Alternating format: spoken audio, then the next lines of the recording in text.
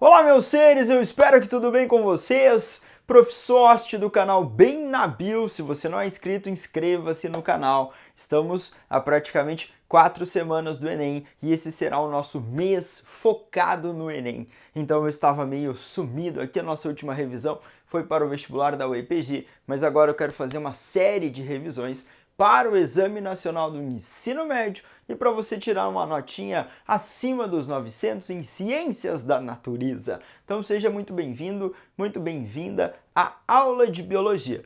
Eu preparei aqui alguns tópicos sobre biologia celular, que é uma das mães aí do nosso amigo Exame Nacional do Ensino Médio. Vou passar por diferentes áreas da biologia, então acompanhe aí que semanalmente vou tentar colocar dois, três encontros aí para a gente ver vários assuntos até a véspera do Exame Nacional do Ensino Médio. Se você gostar, deixa o seu like, deixa seus comentários para melhor chegar a informação até você.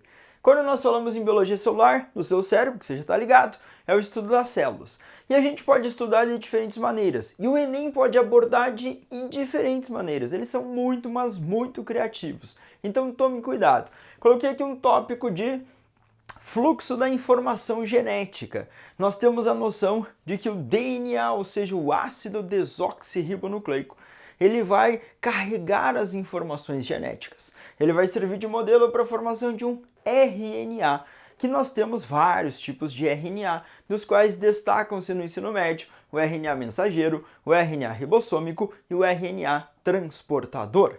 Lá no RNA mensageiro existem três letrinhas, três bases nitrogenadas nos nucleotídeos que vão representar lá o códon. Cada nucleotídeo tem um fosfato, pentose e uma base. Três letrinhas, um códon, posiciona um aminoácido na proteína. Lembrando que o Enem já falou que o código genético era a relação do códon e o respectivo aminoácido, com exceção de UAA, UAG, UGA. Esses três, eles não orientam aminoácidos, eles indicam aquele fim da síntese de proteínas. Quando nós olhamos para a informação saindo do DNA e servindo de molde ali o DNA para a formação do RNA, nós temos um fenômeno chamado transcrição. Então você vai lembrar que isso aqui é a transcrição. O RNA mensageiro, pré-RNA mensageiro, se for na célula eucariótica, ele vai ser modificado. Existem lá os spliceossomos, que retiram os introns nos eucariotos, deixam só os exons, e aí vai ocorrer a tradução lá no citoplasma. Lembrando que intron e exon são sequências intron não expressa, intrometida, são retiradas, e os exons, as sequências expressas. Quando nós pensamos em tradução, tradução consiste na síntese de proteínas. Você vai ter a participação do RNA mensageiro, dos ribossomos, do RNA transportador. Então fica muito ligado nessa condição. Mas a prova falou que o DNA ele é formado por alguns componentes legais e o Enem citou para você a participação das bases nitrogenadas. O DNA tem uma dupla fita e vai existir aqui uma cadeia antiparalela, 5' 3', 3', 5'. A timina faz um pareamento com uma base chamada de adenina. Um senhor chamado Erwin Chargaff observou que esse pareamento era bem específico de acordo com a quantidade de bases nitrogenadas. Então o Enem pode fazer você lembrar disso também. Se no DNA dupla hélice existir 10% de timina, quanto existe das outras bases nitrogenadas? Você vai pensar assim, poxa, se tem 10% de timina, timina faz parzinho com a adenina, então eu tenho que ter 10% de adenina. 10 mais 10, 20%. Faltam 80%. Então, guanina, nós teremos 40% e citosina, 40%. Lembrando que sempre no DNA dupla hélice, uma base púrica, adenina, guanina são bases púricas, se ligam a bases pirimídicas. Adenina púrica, timina pirimídica. Adenina, timina, citosina, guanina. timina, adenina, adenina, timina, guanina, citosina. Vamos contar quantas adeninas tem. 1, 2, 3, 4. Você tem 4 adeninas, 1, 2, 3, 4 timinas. Então o Erwin Chargaff, ele chegou a essa complementariedade de bases. E isso foi muito importante para que Watson e Crick, Rosalind Franklin, Mauricio Wilkins, depois chegassem lá ao modelo de dupla hélice de DNA. Então cuidado com essas bases. Entre adenina e timina existem 2 pontes de hidrogênio. Adenina, timina, 2 pontes. Citosina, guanina, 3. Adenina, timina, 2. Adenina, timina, 2. Citosina, guanina, 3. E o Enem já cobrou de vocês que existia o aquecimento da molécula de DNA e depois a separação das fitas. E ele queria saber qual molécula de DNA lá ia separar mais facilmente. Você vai procurar aquela molécula que tem mais adenina e timina, que tem apenas 2 pontes de hidrogênio, então é mais fácil romper essa ligação ou quebrar essa ligação. Se a prova for um pouco mais aplicada, assim lá na tal da biotecnologia, veremos lá na frente, quero fazer genética e vou trazer outras coisinhas também, então sempre me acompanha cá. Mas aqui eu já fiz um gancho para transgenia. Os organismos transgênicos são aqueles organismos que receberam genes de outras espécies. Então você tem uma espécie A e ela recebeu o gene de uma espécie B. Ela recebeu uma sequência, um pedacinho de DNA da espécie B. É um organismo transgênico. E esse organismo transgênico, ele pode carregar uma informação diferente, que traz uma certa vantagem, resistência às condições ambientais desfavoráveis, a vírus, a pragas, produzir uma nova substância. Também temos vírus que podem carregar, genes que servem para substituir genes defeituosos. E aí você tem uma tal de terapia gênica, ou até a retirada de células. O Enem já deu um esqueminha de retirada de células, de modificação lá, de troca desses genes e depois reintrodução nas células no indivíduo, para que as células se multipliquem e aquele indivíduo tenha uma certa correção dos genes que estavam equivocados. Agora, temos termos como melhoramento genético. Geralmente nós humanos selecionamos as variedades de interesse. Então eu tenho uma plantinha que dá frutos grandes, adocicados, e eu tento reproduzir aquilo.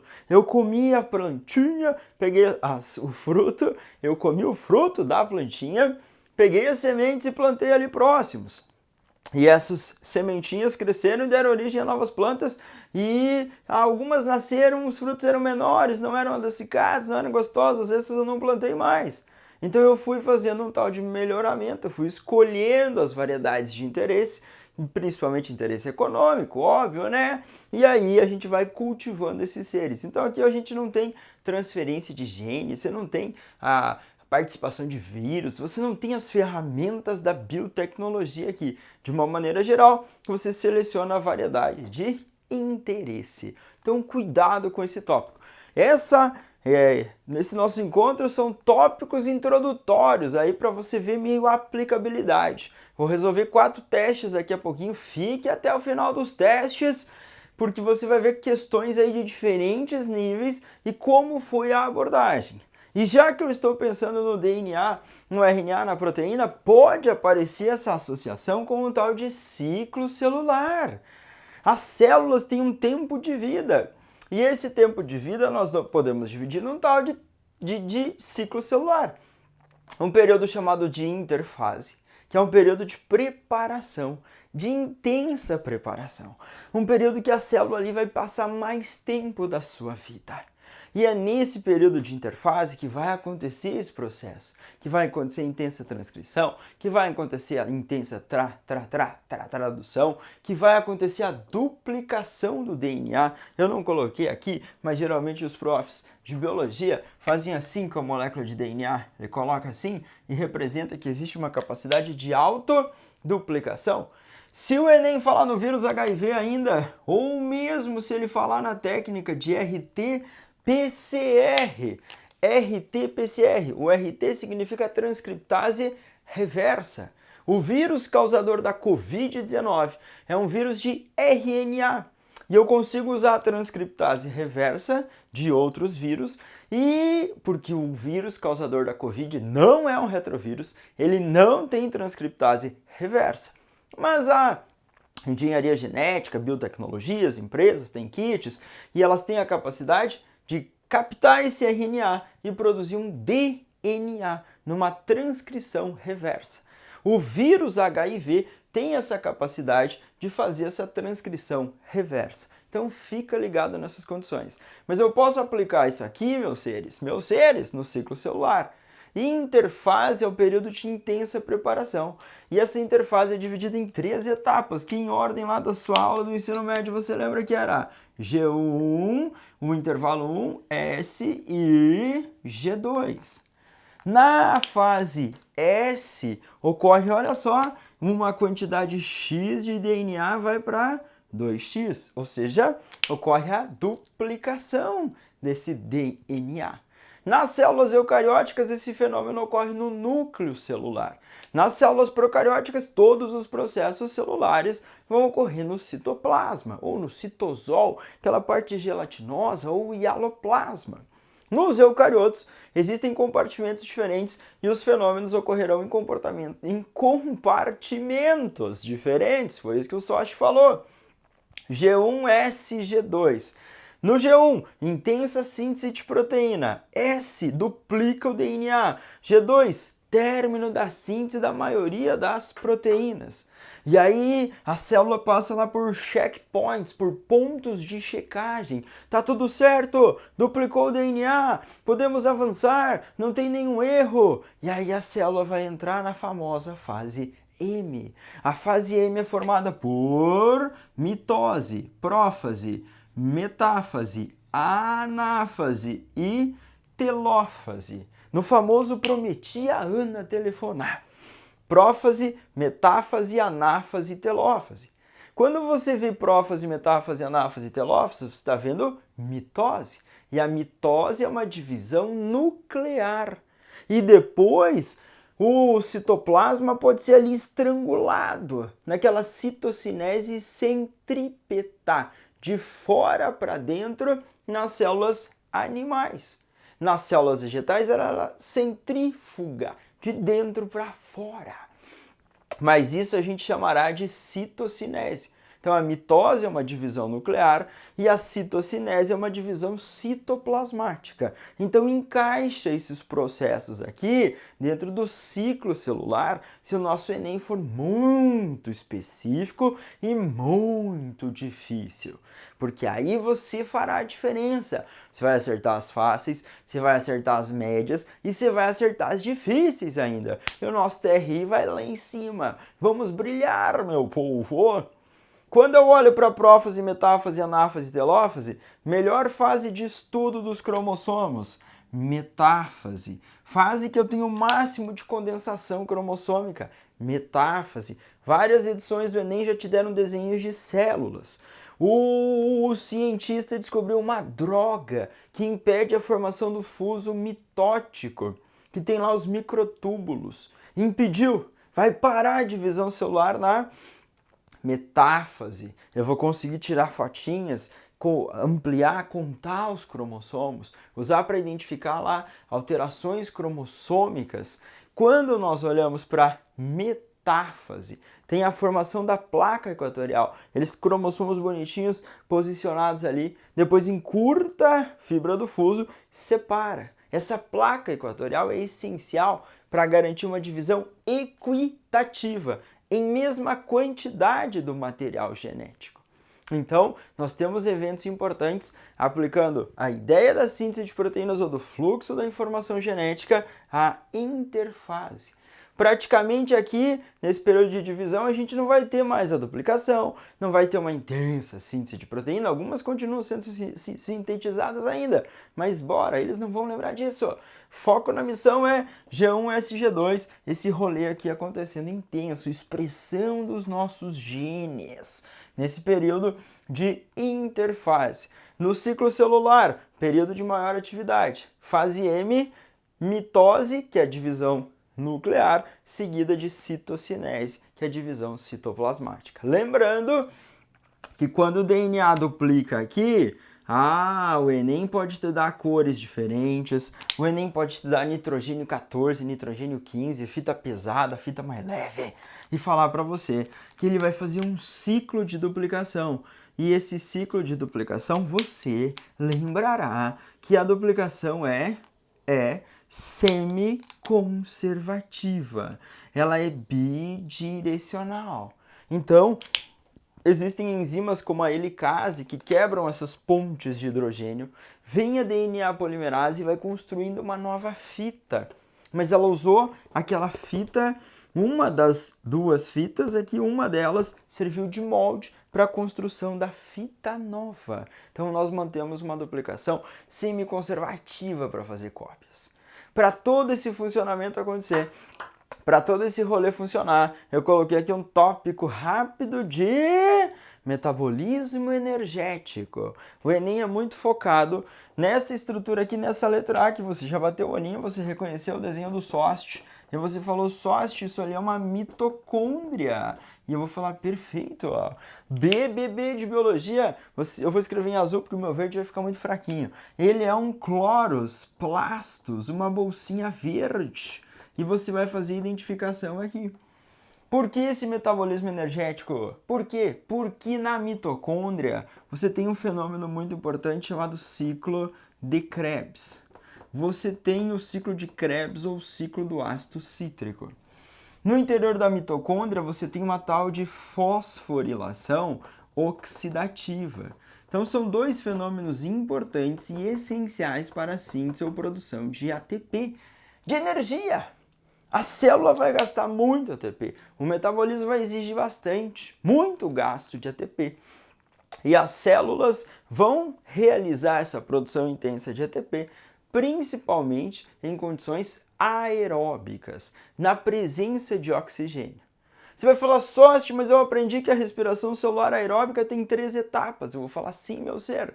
Glicólise, ciclo de Krebs ou ciclo do ácido cítrico e a fosforilação oxidativa, que tem lá a cadeia respiratória, a cadeia transportadora de elétrons e a síntese de ATP. A glicólise ocorre fora da mitocôndria. A glicólise é uma fase anaeróbica da respiração celular aeróbica. A glicólise ocorre independente de oxigênio. Já a fosforilação oxidativa e o ciclo de Krebs. Se não existir oxigênio disponível, vai parar o processo de fosforilação, vai parar a cadeia transportadora de elétrons e vai parar também o ciclo de Krebs. Quando nós olhamos para o cloroplasto, cloros verde, uma bolsinha verde, tem uma proteína sensível à luz chamada clorofila.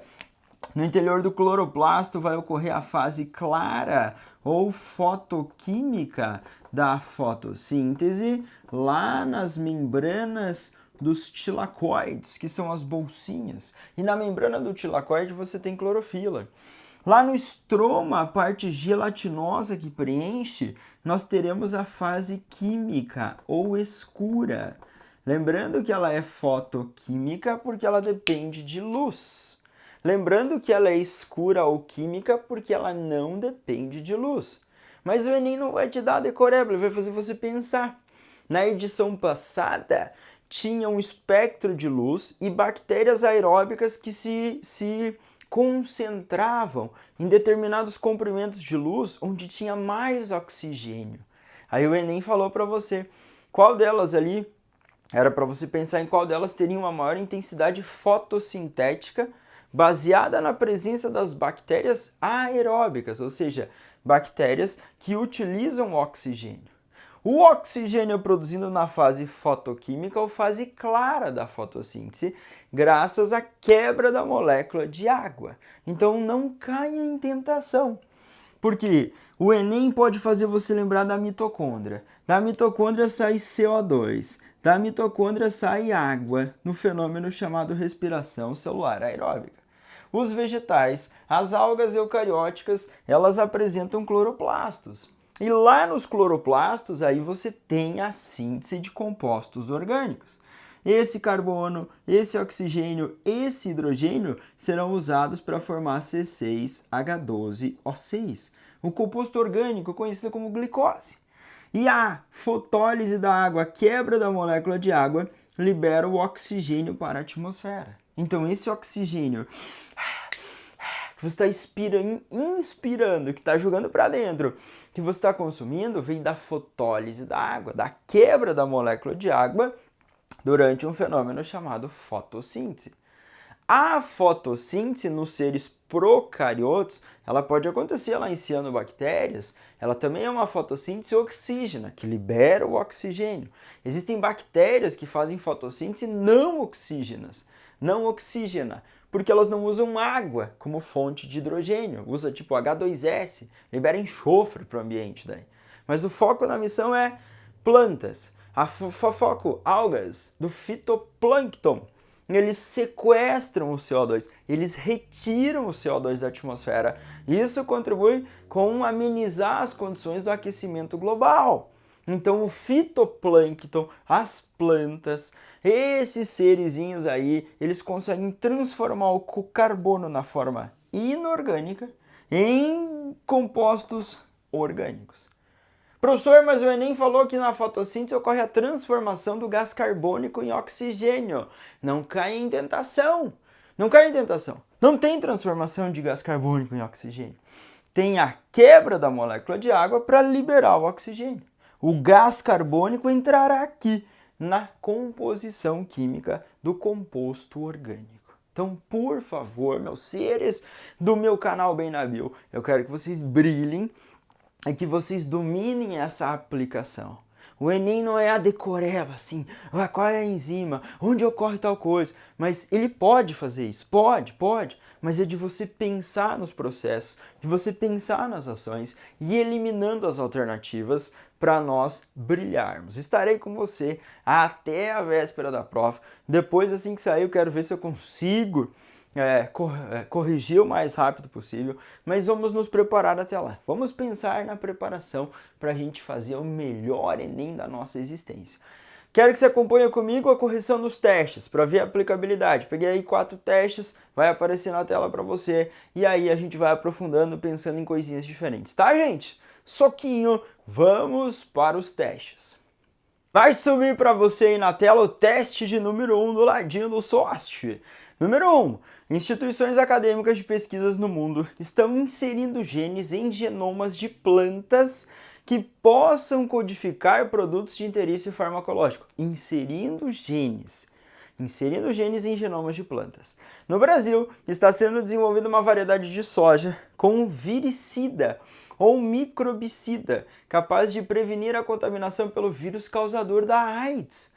Essa leguminosa está induzida a produzir a enzima cianovirina N, que tem eficiência comprovada contra o vírus. Eu estou pegando uma sequência ali desse material genético, inserindo numa planta e produzindo uma enzima, gente. Olha o que ele falou. Você vai falar no enunciado, tem o termo gene. O gene é uma sequência, um pedacinho do DNA que vai orientar um RNA ou uma proteína. Vai orientar ali uma sequência do RNA mensageiro ou proteína, uma das definições de gene. Muito bem, a técnica para que essa leguminosa é um exemplo, para gerar essa leguminosa, é um exemplo de hibridismo. Não, no hibridismo geralmente o que o Enem fez ano passado, na edição passada, pegar as plantinhas de café lá e cruzar para formar um híbrido. Você tem lá um indivíduo 2N igual a 22, 2N igual a 32. Aí você pega uma célulazinha N igual a 11, uma célulazinha N igual a 16. Você forma um 2N igual a 27. Isso seria um hibridismo, uma mistura entre essas variedades, linhagens diferentes. Não é isso que está acontecendo ali. B de biologia. É uma transgenia, perfeito? Essa leguminosa gerada é um organismo geneticamente modificado e ele é um transgênico, porque ele está recebendo um gene de uma espécie diferente, um vírus ou uma sequência. Eu estou introduzindo lá e a leguminosa passa a produzir uma nova característica. Olha que da hora! Então, uma técnica de transgenia. C, conjugação. Você já ouviu esse termo conjugação em protozoários? Lá no Paramecium caudatum, troca de micronúcleos. Isso aumenta a variabilidade genética em bactérias. Então você tem conjugação, um fenômeno natural que acontece em bactérias, acontece em protozoários e contribui com um aumento na variabilidade genética desses seres. Terapia gênica não é uma técnica de terapia, porque na terapia gênica a gente tenta consertar genes. Eu teria um vetor viral, alguém que levasse um gene, substituísse um gene defeituoso por um gene de interesse para a produção de uma proteína que não era produzido, ou um gene normal substituindo um gene que não estava funcionando adequadamente. Aqui você está recebendo um gene de uma espécie diferente para produzir uma nova substância. Então isso é uma transgenia. Melhoramento genético. O melhoramento é baseado na ideia de seleção, lembra? Selecionar, seleção daquilo que é de interesse, de características de interesse, principalmente características comerciais. Características de interesse principalmente comerciais, que nos últimos 10 mil anos aí, nós humanos mudamos a face desse planeta com uma intensa produtividade, tá? Então ficamos com a letra B de biologia. Mas você pegou a referência no enunciado, você extraiu as informações do enunciado, gente. Enunciado do Enem é o comando. Esquece tudo da teoria às vezes e foco no enunciado, que está ali o comando da questão. Então eu preciso de você. No teste 2, vai subir na tela, no teste 2, subindo na tela para você. No ciclo celular atuam moléculas reguladoras. Dentre elas, a proteína P53 é ativada em resposta a mutações no DNA, evitando a progressão do ciclo até que os danos sejam reparados, ou induzindo a célula à autodestruição. Gente, essa proteína P53, ela é responsável pela morte celular programada, que nós chamamos de apoptose. Essa morte celular, apoptose programada, ela tem passos legais, ela tem toda uma sequência controlada para a célula morrer. Ao longo do nosso desenvolvimento embrionário vai acontecendo. Membraninhas que estão entre os nossos dedinhos que vão regredindo. Nós temos mecanismos apoptóticos. Vírus que invadem a célula e a célula liga um botãozinho ali de autodestruição para impedir a proliferação viral. Apoptose. Então vem. Olha lá. A ausência dessa proteína poderá favorecer. Se faltar a P53, a P53 promove a apoptose. E a apoptose é a morte celular programada para evitar danos. Olá, danos sejam reparados, evitando a progressão do ciclo. Células cancerígenas, gente. São células que têm um ciclo de vida rápido, que se multiplicam. Podem invadir corrente sanguínea, sistema linfático e se dispersar. A célula cancerígena, ela entra em metástase. Metástase é uma palavrinha, infelizmente, muito pesada para nós na bio, porque ela está associada à capacidade dessas células se multiplicarem intensamente, terem acesso ao sistema circulatório, ou corrente sanguínea ou linfática e se dispersarem. Podem acessar outros tecidos e promoverem alterações, formar massinhas celulares, que são os tumores, invadir e proliferar. Formar vasos sanguíneos, angiogênese. Angiogênese é o termo usado para a formação de vasos sanguíneos nos tumores e construir ali uma circulação, roubar nutriente. Então isso pode ser extremamente danoso. Vai para comando. A ausência dessa proteína deve favorecer a redução da síntese de DNA. A síntese de DNA ocorre lá na duplicação. A P53 ela vai atuar para ou vamos nos autodestruir para evitar erros maiores. Não vai ter influência nessa redução da síntese de DNA, acelerando o ciclo. Eu quero bloquear o ciclo, eu não quero acelerar. Então, risca, migué, ele vai interromper, beleza? B, saída imediata do ciclo celular, antecipando a proteção do DNA. Saída imediata do ciclo celular em resposta à mutação, evitando a progressão do ciclo, evitando a progressão. Não tem uma saída imediata desse ciclo. O ciclo é o tempo de vida da célula. E outra, a falta da enzima não vai facilitar essa saída. A falta é a presença da enzima que vai alterar. Então ele quer saber a falta. A presença faz o ciclo ser alterado, faz essa saída e não a falta. Letra C. A ativação de outras proteínas reguladoras induzindo a apoptose. A falta não faz isso, também é a presença. A presença ativa a cascata e aí a gente vai ter a indução à apoptose ou a morte celular programada. Ele quer saber a falta. Manutenção da estabilidade genética favorecendo a longevidade. Se é uma célula cancerígena, se é uma célula agressiva, ela vai, infelizmente, não favorecer a longevidade. São células que têm ciclos de multiplicação. Nós podemos falar que são células quase que imortais. Porém, elas num organismo pluri ou multicelular são muito danosas. Então não promove isso. Agora o que sobrou, olha lá. Letra E. Proliferação celular exagerada. Faltou a P53. Não tem apoptose. Vai proliferar, vai dar ruim. Resultando na formação de um tumor. O tumor é uma massinha celular.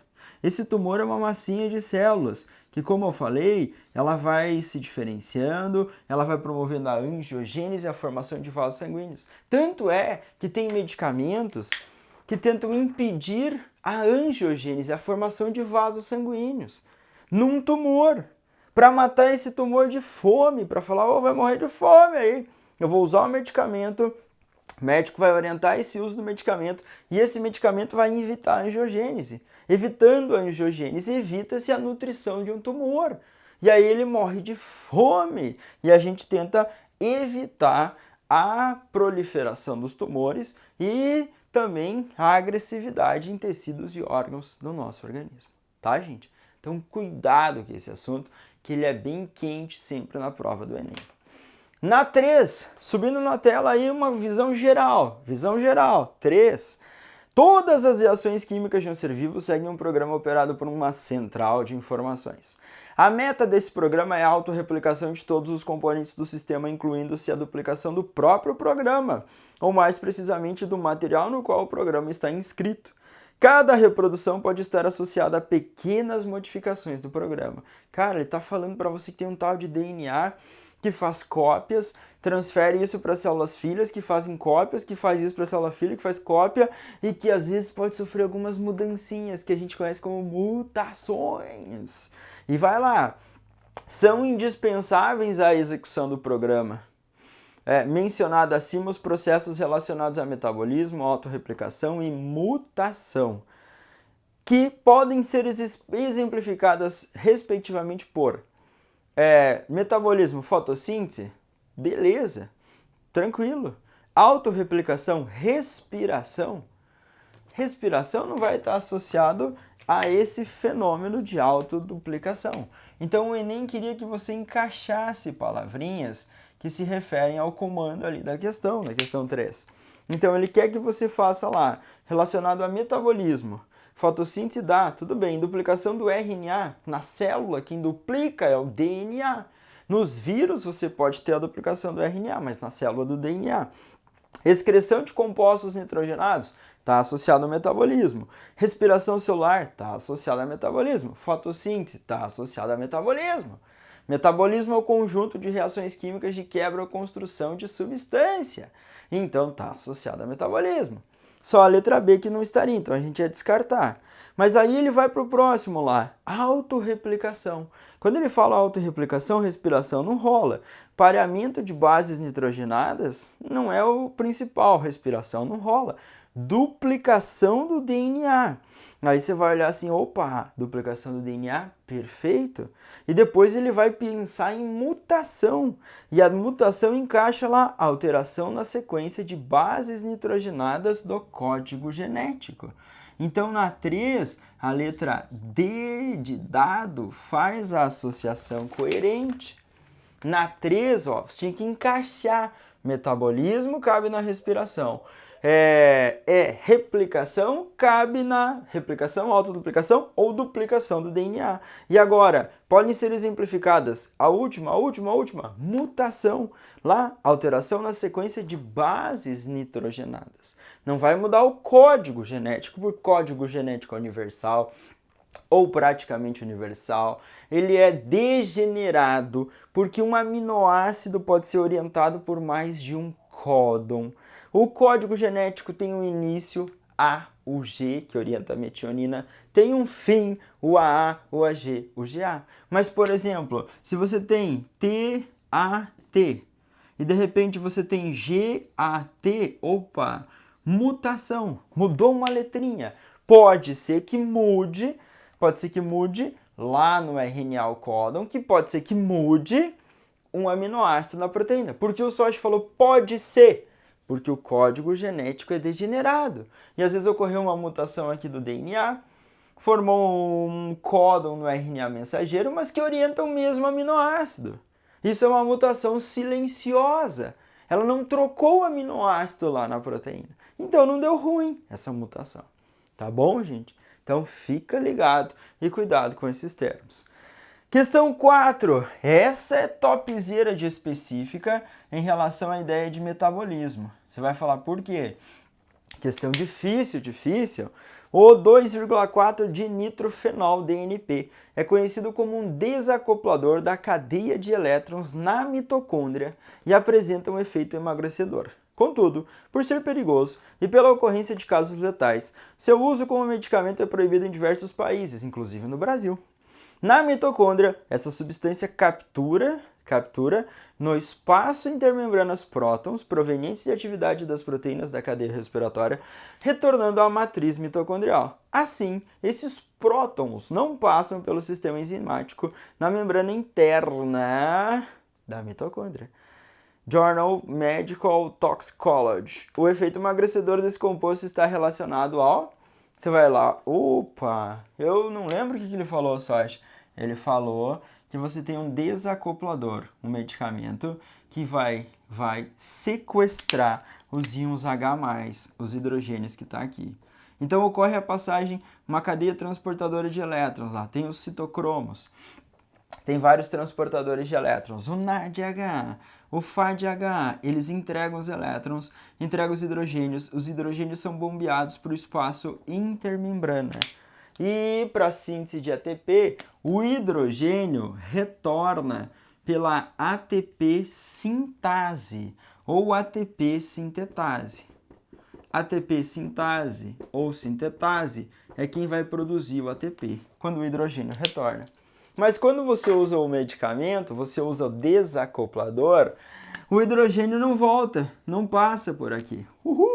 Ele volta para a matriz, mas não sem passar pelo sistema de ATP sintase.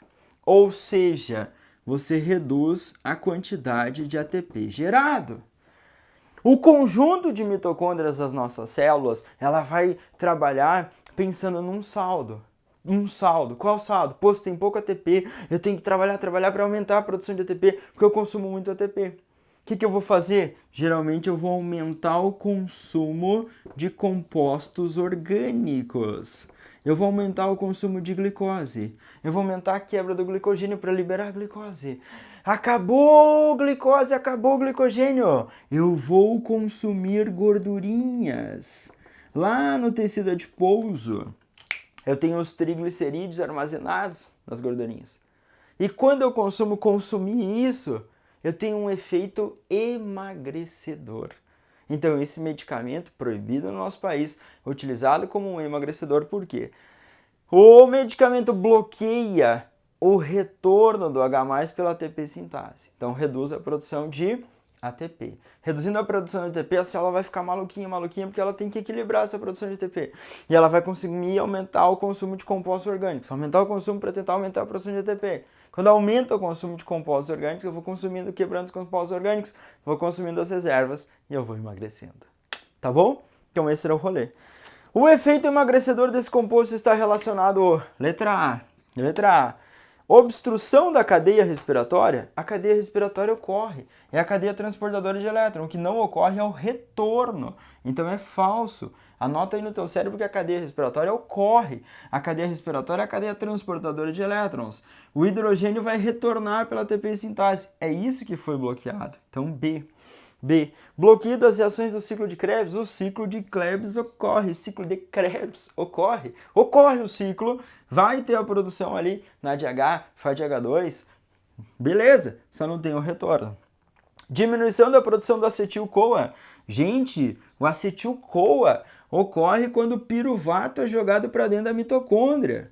Lá dentro da mitocôndria, na matriz, vai ocorrer a oxidação do piruvato para formar acetilcoenzima A. E também vai ocorrer o ciclo de Krebs. Essa oxidação do piruvato é antes do ciclo, é para formar acetilcoenzima A que vai entrar no ciclo. Então isso também ocorre. Inibição da glicólise. A glicólise ocorre, ela está lá no citoplasma, consiste na quebra da glicose. Isso vai acontecer. Agora a letra E de escola, redução da produção de ATP, resultando em maior gasto celular de nutrientes. Bloqueio reduz a produção de ATP para equilibrar as nossas células, ficarão desesperadinhas e vão aumentar o consumo de compostos orgânicos, reduzindo as nossas reservinhas. E dessa maneira, temos um efeito emagrecedor. Gente, um passeio por diferentes áreas da biologia para você tirar os 900, mais de 900 em ciências da natureza. Se você gostou, deixa seu like, deixa sua observação, as suas dúvidas. O mais rápido eu te respondo. E acompanhe o Prof. Sost no canal Benabil, que eu vou deixar outras e outras aulas para nós brilharmos no Enem. Mês do Enem no canal Benabil. 4 semanas para você garantir a sua aprovação aí futura na universidade dos seus sonhos. Soquinho a todos, abração, fiquem bem, digam tchau, tchau, tchau e bom estudo!